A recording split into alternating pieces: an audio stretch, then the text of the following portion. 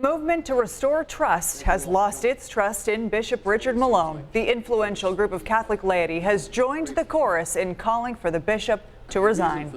Good evening. The Movement to Restore Trust was formed to help the Diocese of Buffalo heal from scars that were formed from the sex abuse scandal. But they have stripped their support for Bishop Malone after the I-Team revealed secret recordings that showed he knew about an accused priest but let him remain active. 7 Eyewitness News reporter Nikki Dementri tracking the fallout for us tonight.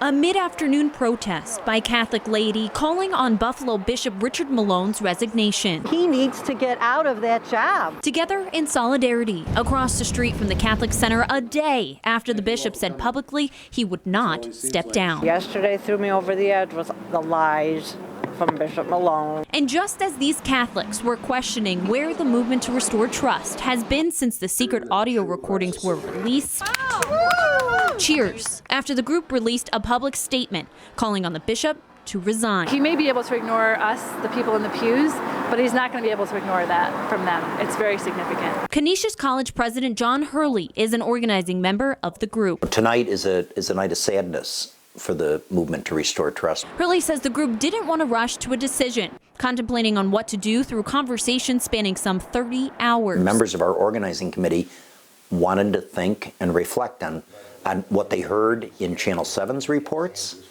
and what they heard yesterday in the bishop's news conference. Ultimately, he says the group's intended work to reform and restore trust in the church in Buffalo could no longer continue under Bishop Malone. Members of our organizing committee asked the bishop to resign, and that's about what I'm going to disclose from that conversation, because it was a private conversation with the bishop.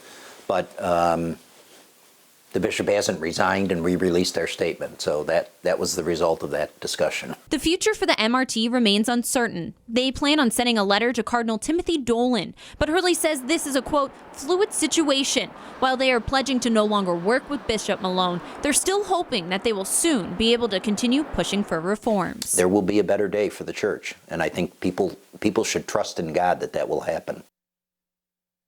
When asked for comment on this latest call for Bishop Malone's resignation, his spokesperson said no comment could be issued this evening because of the bishop's, quote, full schedule, but says one will be coming soon. Live in the studio tonight, Nikki Dementri, 7 Eyewitness News.